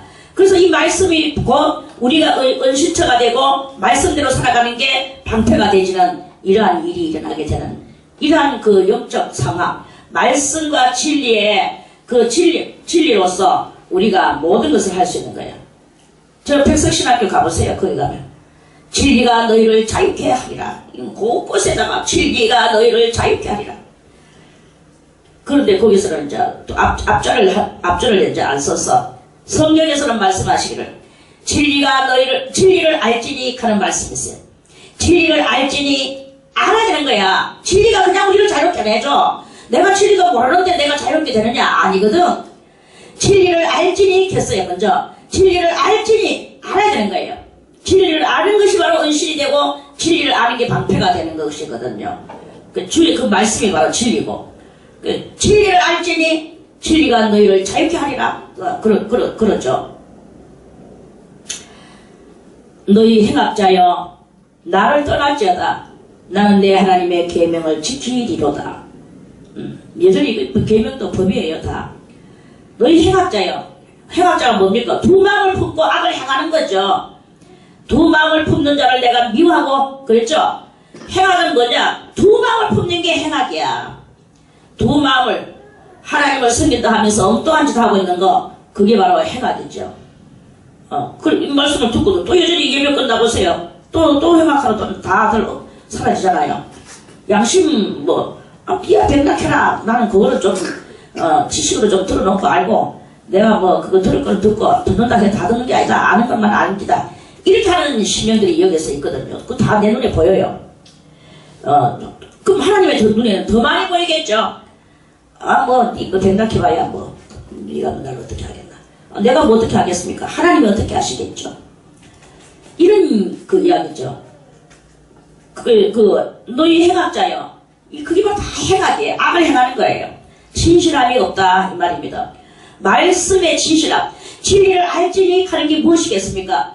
진리를 알지니가 바로 안다는 것은 그 아는 것을 따라서 살아가는 거야. 진리를 알았다면 아는 것을 따라서 살아가는 게 그게 바로 행선자겠죠. 이게 행악 반대는 행선이거든. 악은 악할 악자고 선은 착할 선이거든요. 그럼 행동을 행동한다는 것, 행을 행동한다는 것, 행할 행자거든. 그럼 악을 행하는 자여 이 말이거든요. 행선자여 하면 선을 행하는 자여 이 말이겠죠. 그러니까 여러분들이 행악에서 벗어나게 되면 행선자가 되는 거예요. 착한 행실을 하는 사람이 된다 이런 말씀이거든요. 근데 이 성경에서는 115절에서는 너희 행악자여 나를 떠날지어다. 하나님의 참된 사람은 이제 오늘 오늘 9편에서 15절의 말씀과 같이 나를 떠나라! 이거는 떠나라! 이거는 하나님의 말씀이기도 하지만 우리가 하는 말이에요. 우리가 그렇게 돼야 된다 이 말입니다. 너희 행악자여 나를 떠날지어다. 나는 내 하나님의 계명을 지키리로다. 이게 바로 하나님의 계명을 지키는 것이 행악의 반대 행선자가 되는 것입니다. 주의 말씀대로 나를 붙들어 살게 하시고 내 소망이 부끄럽지 말게 하소서. 우리의 오른쪽 옆구리에는 뭐가 있다 그랬습니까? 오른쪽 옆구리에는 신앙의 요소가 있다 그랬죠. 신앙의 요소가 있는데 신앙의 올바름의 요소가 있죠. 왼쪽 옆구리에는 악의 요소가 불신의 요소가 있고 말은 틀리지만 다 그놈입니다. 자, 그러면 오늘 이 16절에는 오른쪽에 있는 요소가 말을 하는 거예요. 주의 말씀대로 나를 붙들어 살게 하시고, 오른쪽의 요소는 그렇게 말을 합니다. 나를 붙들어 하나님의 말씀대로 내가 살게 하여 주시고, 내 오른쪽 옆구리에 이 신앙은 다른 것이 아니라 하나님을 향하는 그 소망이 있는데, 이것이 그 소망이 이루어지지 않는다면 얼마나 부끄럽겠나. 그럼 소망이 부끄럽지 말게 하소서 하는 것은 하나님을 앙망하는 것을 이루게 하여 주시옵소서 하는 그런 말씀으로 대도 되겠죠? 아멘. 이게 바로 오른쪽에 있는 그것이 다 오른쪽에 있는 것들의 말씀이죠. 오른쪽에 있는 것이 왼쪽에 있는 것한테 책망하기도 하고 그러한 그 말씀이라고 생각하고 이 말씀을 읽으세요. 그래서 누군가 이 행악하는 자 내 말고 누가 내한테 악행했지, 그 사람이 그 사람한테 하나님이 이렇게 행악자여 나를 떠나쳐다 이렇게 내가 내 아닌 다른 제3자를 보고 하나님과 내가 아닌 제3자를 보고 그런 말을 하는 이런 말씀이 아니다 이거예요. 이게 아니야. 여기는 여러분들의 오른쪽과 왼쪽에 그들의 여러분들의 오른쪽에 있는 요소와 왼쪽에 있는 요소의 전쟁이라는 것을 그걸 여러분들이 그렇게 알고 이거를 읽어야 되는 것이다 하는 말씀입니다. 그 오른쪽과 왼쪽에 그런 것이 있으면서 이 오른쪽에 그것을 따라서 여러분들이 살 때 하나님과 나 외에 제3자 그 제3자도 얼마든지 우리는 이 진리의 사람이 돼서 우리는 진리대로 자유롭게 살아갈 때 제3자도 거꾸로 드리고 제3자가 거꾸로지지 않으면 떠나가고 거꾸로 또 아니면은 엎드려 다시 회개하고 돌아오게도까지도 만들어내는 그런 일이 이렇게 일어납니다. 지금은 시대가 너무 완악한 시대가 돼서 그리고 벌써 이미 그리스도의 복음도 다 우리나라 같은 경우는 안전해진 데가 없어요. 중들도 성경책을 읽은 시대입니다. 중들도 성경책을 읽고 온갖 각 종파에서도 다 이 성경을 가져가서 성경은요 지금 차고도 넘치고 온 천지에 없는 데가 없이 불신자의 집안에도 다 성경 한 권은 놓여져가 있습니다. 물론 없는 개인 집은 있겠지만 다 그 집안 성경을 조금이라도 영생에 대하여 신경을 쓰는 사람들은 다 성경을 들고 있다라는 것을 지금 그런 시대입니다. 그러니까 자기들도 벌써 이미 성경들을 다 알고 어느 정도 다 아는 시대이기 때문에 우리가 복음을 증거해도 이 복음 전도를 나가도 전도 안 받습니다. 내가 니보다 더 많이 안다. 도리어 너희들은 너희들 예수 믿지 말고 벌써 이미 복장을 고쳐라 이런 소리를 다 그 집안 들으면서 복장 고쳐가 있는 사람도 도매금으로 지금 다 복장 고치지 않는 것으로 지금 이렇게 퍼져나가가지고 있는 악의 시대가 바로 지금 이 시대다 하는 그런 말씀이죠. 그래서 그 복음은 지금은 입으로 복음을 전하는 시대가 지나갔어요. 입으로 복음 전한다고 나가지만 그 입으로 복음 전하는 거기에는 별로 효과가 별로 없어요. 우리는 뭐가 돼야 되느냐? 개인적으로 되어져야 될 것은 모퉁이 돌이 돼야 되는 거예요. 모퉁이 돌. 예수님 자체가 모퉁이 돌이시고 우리도 모퉁이 돌과 같이 되어야 된다. 모퉁이 돌은 모퉁이가 있으니까 코너, 영어로 하면 코너죠. 코너를 옆으로 가다 보면 급하게 코너를 돌락하는데 운전하는 사람들도 코너를 돌 때 이렇게 코너 도는 좌회전이나 우회전을 할 때, 그때 코너 좌회전이나 우회전이나 할 때는 그거를 여유있게 해야 되는 거예요. 성질이 급해가지고 조금 그 코너 해석에서 차를 팍 돌리면 대반에 그거는 차 옆구리 찌그러뜨리면 그거는 불상사를 일으키고 교통사고가 납니다. 그걸 뭐 교통사고라고 하는데, 옆구리 코너를 돌 때 제가 운전을 하지는 않지만 저는 하도 운전석 옆에 많이 타고 다녀가지고 그 운전하는 방식은 제 머릿속에 좀 되더라고. 그걸 여유있게 옆구리 코너를 돌 때는 여유있게 쭉 차를 많이 빼서 이렇게 돌아가야 돼요. 근데 조금 돌리고서 팍 돌리면 대반이 차 옆구리 찌그러지거든요. 그러니까 코너를 돌 때 사람 걸어갈 때도 마찬가지예요. 코너를 돌 때 쫙 가서 싹 돌아가야 되는데, 그냥 그 코너에 빼쪽 나는 그 모서리를 의식을 안 하고, 자기 나름 의식은 하겠지만 성질이 급한 관계로 팍 돌아가다 보면 그 모서리 빼쪽한 데에 어딘가 몸 한 군데를 부딪히게 되고 몸 사고가 나는 거야. 그렇게 되는 거야. 그러면 그 다음에 일어나는 거야. 이 모서리가 이게 말이야, 이 돌이 말이야, 이게 말이야 하면서 애꿎은 돌을 발로 차봐야 어디가 돌이 묶었다기나 합니까? 지 발만 더 아프지. 이런 비련한 짓을 이렇게 많이 할 그런 것이 이렇게 있거든요. 그 차를 뺄 때도 쭉 빼가 돌려야 되고, 우리가 걸어서 달려갈 적에도 쭉 달려서 그 모서리를 지나서 가야지 되는데, 그렇게 안 하고 비련스럽게 해놓고, 그래놓고 나서는 또 그 돌 보고 발을 차고 욕을 하면은 지 입만 더러워지고 지 발만 아프지. 차는 발만 아프지. 그게 바로 세상 사람들이 하는 짓입니다. 세상 사람들이 하는 짓. 모퉁이 돌은 예수 믿는 사람이 하는 짓. 우리는 모퉁이 돌이 돼야 된다. 모퉁이 돌은 뭐냐?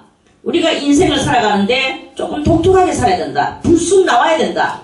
독특하게 살아야 되죠. 남하고 다른 삶을 살아야 되죠. 평범하고 보통스럽게 하고, 이것도 흥 저것도 흥, 악도 흥 선도 흥, 그래 좋은 게 좋지, 우리 처세술 잘 찬다, 이렇게 살면은 그거는 바로 세상 사람들이 하는 것이다. 모퉁이 돌의 삶은 어떤가? 모퉁이 돌은 바로 진리적 삶을 사는 게 모퉁이 돌이에요. 진리를 아는 삶을 살 때 도드라지는 역사가 일어나. 저 사람 사는 건 조금 그렇다. 어쩌면 존경스럽긴 하지만 그러나 밑가시없다. 밑가시없는 게 볼로 파이를 차는 그 인생들이 하는 그 이야기거든요. 밑가시없는 것을 받아야 되는 거예요. 이게 바로 그것이죠. 너희 행악자여 나를 떠났자다. 우리는 이제 이 모퉁이 돌같이 도드라진 삶이 무엇이냐? 진리적 삶. 이 진리적 삶을 사는 것에서 우리는 모든 치중을 다하면서 살아갈 때, 때로는 욕을 얻어먹고, 때로는 누가 와서 나를 발길질하고, 때로는 누가 어쩌고 우리는 거기에 대해서 아랑곳하지 않고 역시나 도드라진 삶, 역시나 진리적 삶, 말없이 도드라진 삶, 말없이 진리적 삶, 이 삶을 사는 게, 그게 바로 그 모퉁이 돌, 진리를 알지니 진리를 아는 삶, 이 삶을 사는 것이다. 나는 내 하나님의 계명을 지키리로다. 이게 바로 진리적 삶을 사는 그것이 되어지게 되는 것이다. 그래서 이게 좀 더 우리는 이제, 여러분들은 이미 진리의 말씀을 압니다. 그리고 어떻게 살아야 되는지 방법도 다 압니다. 그런데 아직까지 이 방식을 다 몰라. 어떤 순간이 일어날 때 이 순간에는 내가 어떻게 살아야 되는가에 대해서 이 방식을 모르는 때가 많아요. 그래서 옛날에 살던 그 세상적으로 살던 거기에 습관된 그것을 따라서 그 순간적 방식은 그 방식을 써나갈 때 여러분들한테서 또 언밸런스가 나오게 되는, 그래서 언밸런스가 나오니까 또 모양새가 저 뭐야 잘 하는 것 같은데 저것도 이렇게 하지, 이렇게 되면서 또 책망이거리가 나올 수밖에 없는 이런 것이 되는 것이거든요. 그리고 이러한 이 세밀적인 이런 것들을 여러분들이 깨닫게 해주는 그 말씀이 바로 오늘 이 119편의 총괄적인 그러한 말씀이다. 그래서 이걸 어떻게 한 입에 다 그 말씀을 이렇게 할 수 있겠습니까? 아무튼 진리를 알고 진리의 그 말씀을 따라 살아갈 때 그게 바로 은신처를 만들어줄 때도 있고 방패가 되어줄 때도 있고 이렇게 되어지니까 그렇게 살아가기를 바라겠습니다. 아멘. 그래서 나는 내 하나님의 계명을 지키리로다. 진리를 알지니 진리가 너희를 자유케 하리라 하는 이 말씀을 나는 굳게 믿겠습니다. 이런거하고 똑같은 말씀입니다. 116편 6절 116절의 말씀. 주의 말씀대로 나를 붙들어 살게 하시고 내 소망이 부끄럽지 말게 하소서. 항상 이 우리 속에 두 요소가 있는데 하나는 까망 요소고 하나는 하양 요소예요. 제가 왜 이렇게 여러 방면으로 그 이름들을 표현을 해주느냐 하면은 우리들도 항상 이 살아가는데 여러 가지 그런 것이 있거든요. 그래서 그렇게 하는 거예요. 아까 보니 선한 요소, 악한 요소, 하나님을 불신하는 거, 또는 하나님을 앙망하는 신앙의 요소, 이름들이 다 틀리지만 다 그 한 동일한 인물이다. 이렇게 그런 그것으로 우리가 이렇게 깨달아야 될 것입니다. 그래서 주의 말씀대로 나를 붙들어 살게 하시고 내 소망이 부끄럽지 말게 하소서. 이 동일한 요소인데 그 동일한 요소를 다른 이름으로 다 붙여서 이렇게 말을 했는 것은 주의 말씀대로 나를 붙들어 살게 해야 되는 그 전 포괄적인 그 속에 그 포괄적인 것이 도록 하게 하기 위한 그것이다 하는 말씀입니다. 내 소망이 부끄럽지 말게 하소서. 이해 가는 사람만 손 들고 아멘. 이해하세요? 그리고 117절에 나를 붙드소서. 그리하시면 내가 구원을 얻고 주의 윤례에 항상 주의하리이다. 그렇죠. 우리 속에 이 양쪽 오른쪽과 왼쪽에 요소들이 이렇게 있는 속에서 우리는 자칫하면 이 결핍적인 행실을 하게 되고 그런 그 결핍적인 행실에서 언밸런스를 일으키게 되고 이런 일이 이렇게 있는데 우리는 항상 그러면서도 불구하고 오른쪽의 행실을 온전히 하려고 노력을 하면서 때로는 또 왼쪽 것도 슬쩍슬쩍 해가면서 그렇게 이렇게 한단 말이에요. 그런데도 불구하고 내가 오른쪽 행실만 또 쭈쫙하고 왼쪽 행실을 다 죽였다고 우리 가장을 한번 해보겠습니다. 그렇게 하는 사람 별로 없지만 별로 없는 게 아니라 아예 없다고 말해도 됩니다. 사람은 그렇게 완전한 사람이 없어요. 완전히 오른쪽 행실만 하면 완전하겠죠. 그거는 예수님하고 똑같습니다. 예수님하고 똑같이 않기 위해서 오른쪽 행실을 한 번씩 슬쩍슬쩍 해요. 그게 인생일 수밖에 없어. 그런데 그렇게 되면 완전하지 못하면 주님 앞에 어떻게 되겠습니까? 그러니까 오른쪽 행실을 완전히 하고 있는 나에게 왼쪽 행실이 스스로 올라와도 그렇게 하면 주님 앞에 갈 수가 없어요. 근데 갈 수 있게 되는 것이 무엇이냐? 하나님께서 나를 붙들으셔야 되는 거예요. 어떤 경우에도 하나님이 붙들어주지 않으면 안 되는 거예요. 붙들어주셔야만이 그리하시면 내가 구원을 얻고 주의 윤례에 항상 주의하면서 살아가겠다 하는 이 아주 세밀한 정밀한 이 정밀한 성도의 고백이겠죠. 고백이죠. 그래서 우리가 아무리 옳은 길을 간다 하지만 그 오른쪽에 옳은 길을 가는 거기에서 우리가 무식하고 모르기 때문에 또 N길을 가고 왼쪽 길을 가고 이렇게 하는 그런 경향이 많이 있지만 그러나 하나님이 붙드시고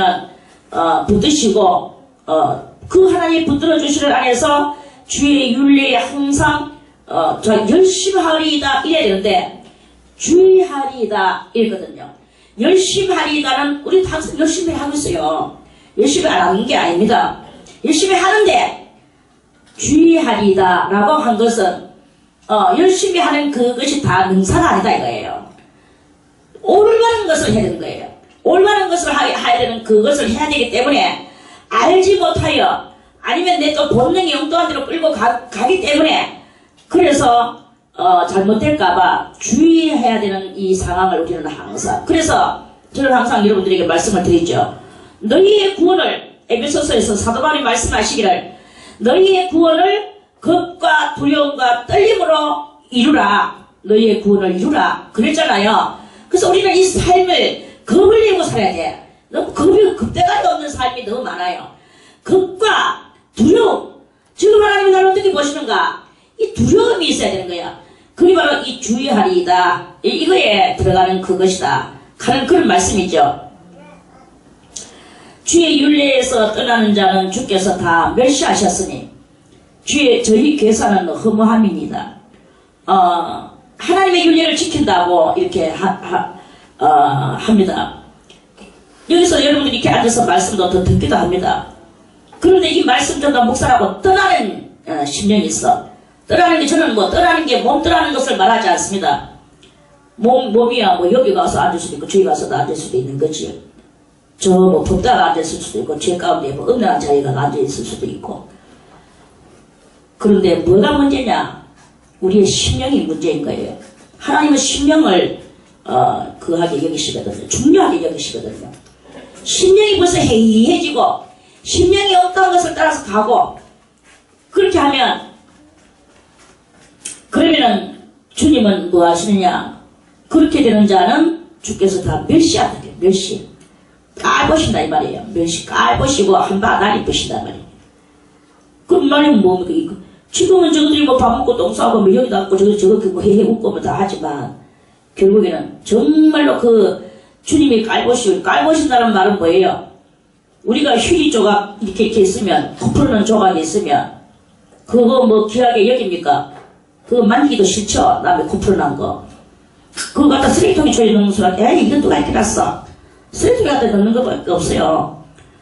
그거하고 똑같이 하나님도 그러한 사람을 그렇게 취급한다는 거예요. 멸시는 바로 그런 뜻입니다. 휴지 조각보다 더 못해. 왜? 휴지 조각은 다시 정화시켜가지고 다시 재활용 공장에 가가지고 다시 또 재휴지를 만들어가 나올 수도 있지만 이 사람을 멸시하시는 이것은 하나님은 막 갖다 집어 던져버리는 거야. 나는 그거 놨다. 눈에 관심도 없으시다. 이런 거죠. 야, 이거요, 무시무시한 이야기입니다. 주님의 윤례에서 떠나는 자, 그 마음에서 맨날 들으는 말씀을 무시하고 지 맘대로 행하는 자, 이런 자를 주님께서는 그렇게 여기신다는 거예요. 멸시 벌써 이미 하셨으니, 하나님이 해놓으셨으니 하는 것은, 예언해 놓으셨으니, 이 말이에요. 우리가 그 윤례에서 떠나는 마음이 되면 안 되는 거예요. 어떤 사람은 또 이렇게 말해요. 예수 믿으면서도. 지금 그런 윤례학이나 법도 이런 거는 다 구약에서 하는 것이고, 우리는 지금 예수 믿기만 하면 돼. 그럼 구원 받는 거야. 라고 가리키는 이런 마귀 새끼 같은 소리를 하는 사람도 있습니다. 그 전부 다 하나님은 그런 것들을 다 멸시하고 깔보셔요. 그리고 휴지 조각보다 같이 쓰레기통은 어딥니까? 하나님의 쓰레기통은 당연히 지옥이죠. 하나님의 윤리와 규리와 법들을 무시하는 사람, 떠나는 사람, 무시하니까 떠나겠죠. 그런 건 하나님도 그렇게 하시는 거예요. 하나님의 말씀을 귀하게 여기지 않고, 가늠하지 말라 하면 가늠 안 해야 되지. 도둑질 하지 말라 하면 도둑질 안 해야 되지. 사랑하라 하면 사랑해야 되지. 이런 사람, 저런 사람, 신의 사랑, 인간의 사람, 따지기는 왜 따지고 안 된다. 무조건 사랑하면 되지. 저는 옛날에 장발장 아주 어린 날에 이제 어른 돼가지고는 영화도 보고 다 이렇게 여러 번 장발장을 처음에 장발장을 한번 보는데 너무너무 감동을 받았어요. 그 장발장을 보면서 가슴이 막 울렁거리고 제일 울렁거리는 장면이 무엇이냐? 장발장의 그 신부가 장발장 오구한테 없는 그 죄인을 그 수도원에서 자게 해줬어요. 그 신부가. 그 수도원에서 자게 해주고 수도원에서 이제 살게 해줬어요. 그런데 이 장발장은 거기 살게 해줬는데 이놈의 죄수는 도리어 그 수도원에 있는 그 금장과 여러가지 그런 걸 갖다 그 차로수에다 여가지고 훔쳐가지고 가지고 나갔어. 그 장발장을 항상 따라다니는 그 경찰이 하나 있었거든. 그 형사가 그 장발장을 붙들고 와가지고 신부한테 와서 이 물건들이 다 이 수도원 거지요? 했어. 그랬더니 신부가 예, 우리 수도원 거 맞긴 하지만 제가 이 사람에게 줬습니다. 훔쳐가는 물건을. 제가 그 대목을 읽는데요, 제 자신이 막 부끄러움이 올라오면서 다시 새로운 소망이 올라오면서 나도 이 신부같이 살아야 되겠다. 저는 막 그 신부같이 살라고 살아야지 하면서 막 제가 그 당시는 어린 나이인데도 그 신부가 너무너무 그 신부가 존경스럽고 그 신부같이 어떻게 하면 살까, 그 마음을 가지고 제가 그랬던 적이 있었습니다. 정말 참 그게 바로 그러는데 그 하나님의 진실한 그 윤례는 무엇이냐? 금잔 언잔이 아니라 그 금덩어리 그걸 가지고 하는 그게 중요한 게 아니라 그 마음. 그럼 주님께서 뭘 원하시느냐? 윤례, 하나님의 그 윤례는 무엇이냐? 그 신부가 왜 장발잔에 그 허물을 덮어 주었을까? 그 형사는 왜 그냥 가도록 했을까? 여기에서 이 신부는 그 윤례를 말하는 거예요. 윤례를 지키고 있는 거예요. 사랑의 윤례, 용서의 윤례, 자비의 윤례, 관용의 윤례, 이 윤례인 거예요. 그 윤례를 떠나는 자가 아니라 그 신부는 그 윤례를 지키고 앉아 있는 거예요. 떠나는 거와 지키는 거하고는 다릅니다. 지킨다는 것은 그 자리에 앉아 있다는 뜻이고, 떠나는 것은 떠나는 거죠. 그 윤례를 몸뚱아리가 떠나는 게 아니라 마음이, 우리의 믿음이, 신앙이, 하나님께로부터 받는 나의 이 사랑이 그것을 행하고 그것을 붙들고 살아가는 게 바로 지킨다 하는 말씀이에요. 근데 그것을 안 행하고 안 하는 이런 자기 욕심을 따라가서 가는 것을 그리고 떠나는 자다. 어느 정도는 했지만 안 지키는 것을 보고 떠나는 자다. 지키다가 간다 이 말입니다. 그 떠나는 자는 주께서 다 멸시하신다. 깔보시고 지옥으로 휴통으로 집어넣으신다. 저희 교회사는 허무함입니다. 이 세상에 이런 모든 윤례, 하나님의 윤례가 없는 세상, 그 세상에는 그 사람들이 교회사는 다 허무하다. 교회사가 뭐예요? 간사할 계자, 간사한 그 사사로운 자기 삶을 살아가는 거죠. 그런 모든 것들은 다 뭐냐? 이 윤례 바깥의 삶이라요. 이 윤례 바깥의 삶은 허무함입니다. 이런 말씀이죠. 이제 이런 것들을 낱낱이 종목이 우리들이 그걸 묵상하고 이러는 거예요. 저는 급한 마음으로 지금 시간이 째깍째깍 다 가니까 이렇게 대충 여러분들에게 설명을 하지만, 우리들이 이 말씀을 붙들고 묵상을 할 때 이 118절 한 절을 가지고 온종일을 묵상해도 여기서 무궁무진한 우리의 이 삶에 그것이 나온다라는 것을 그걸 알아야 된다는 거죠. 그래서 이 119편은 우리 그 118편 새로움에 올라는, 그러니까 118편이라는 그 단계, 그 신앙의 단계, 그 118편의 신앙의 단계, 그 118편은 뭡니까? 하나님의 세계에, 유일하신 하나님의 세계에 그 새로움을 그 새로움 속에서의 그 새로운 것을 장황하게 그것을 나열시켜 놓는 것이 바로 이 118편의 것을 몽땅 내 118편의 새로운 것을 내놨는 그 모든 장이 바로 119편의 이 장이 바로 118편의 속에 있는 그 장이다라는 것을, 그걸 우리가 알아야 된다 이 말씀이에요.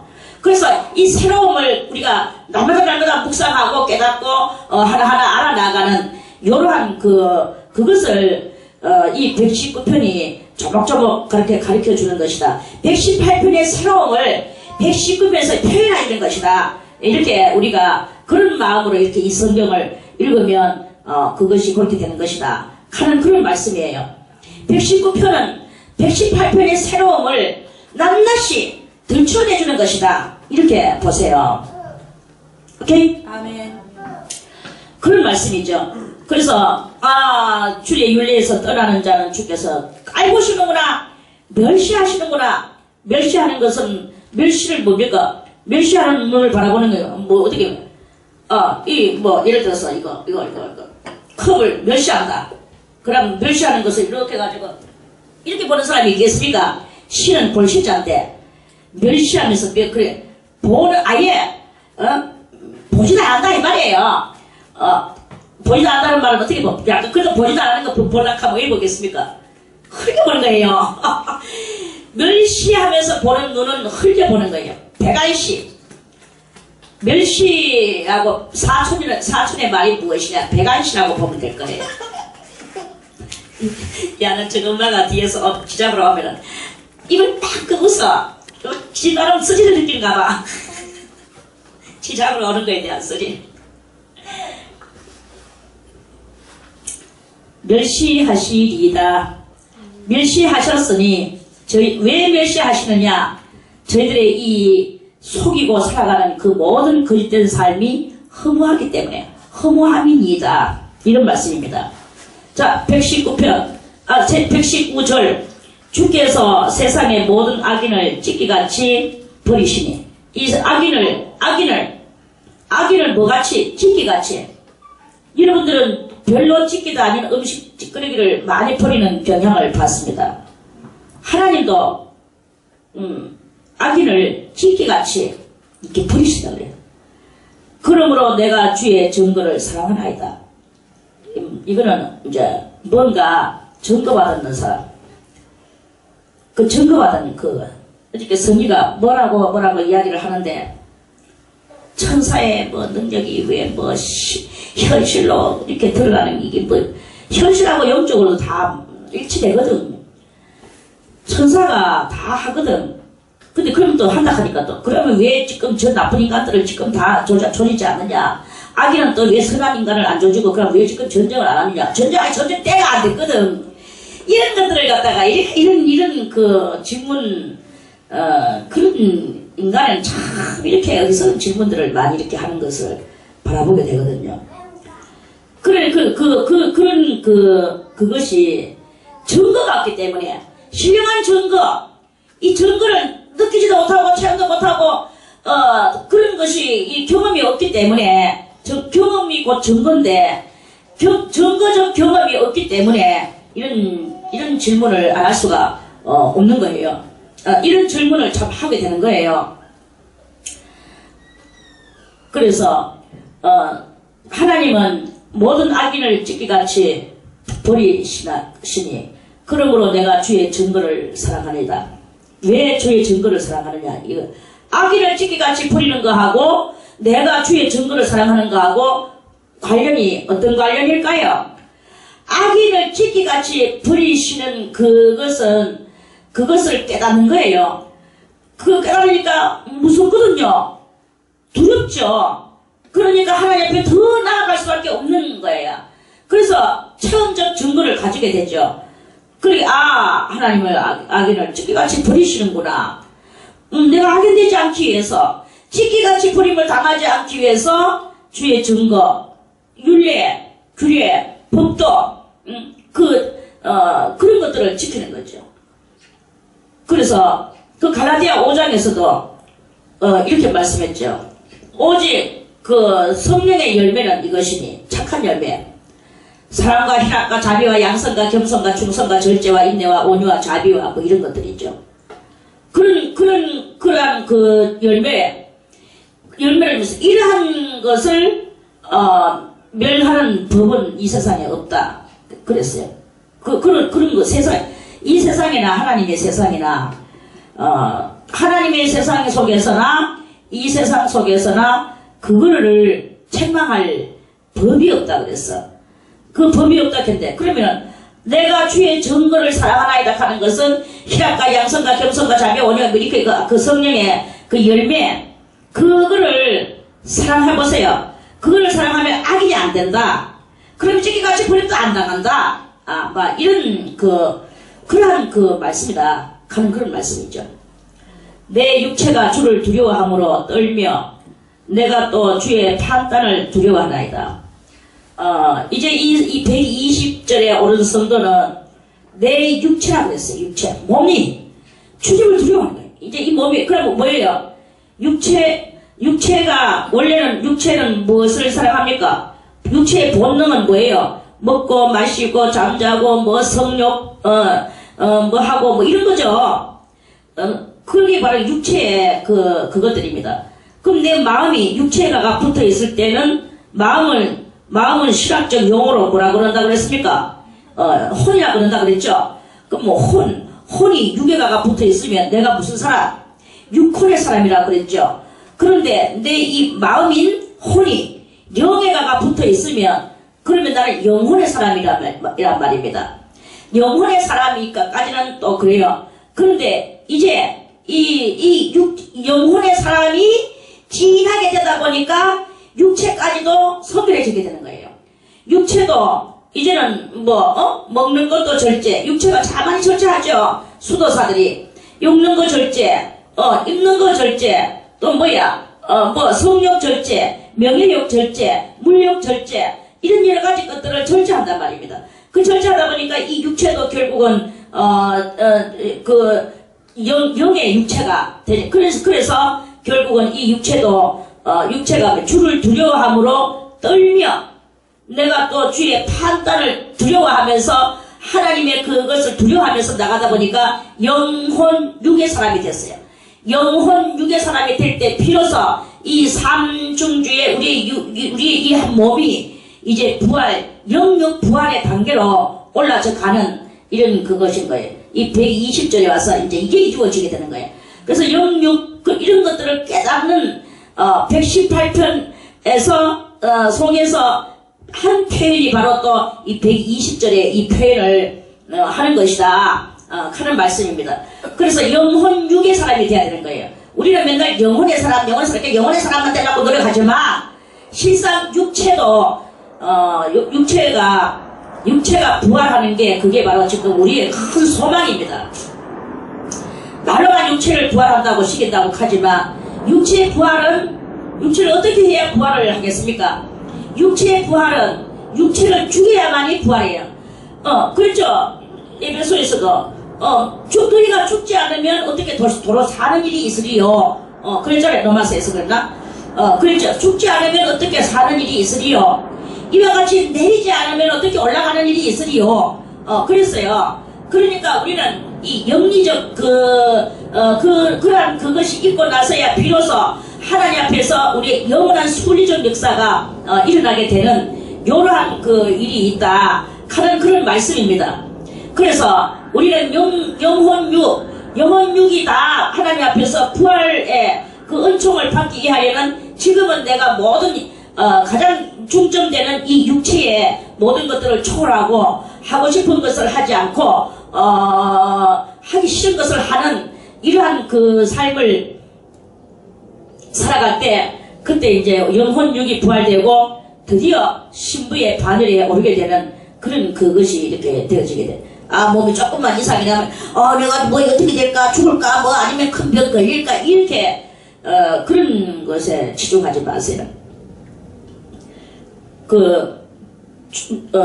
육체가 뭘 두려워하느냐 병드는 것을 두려워하지 말고 내가 굶어 죽을 거 두려워하지 말고 또 남한테 싫은 소리 들을까봐 두려워하지도 말고 싫은 소리 보고 중요합니까? 들으면 듣는 것이고 마음 많은 것이죠.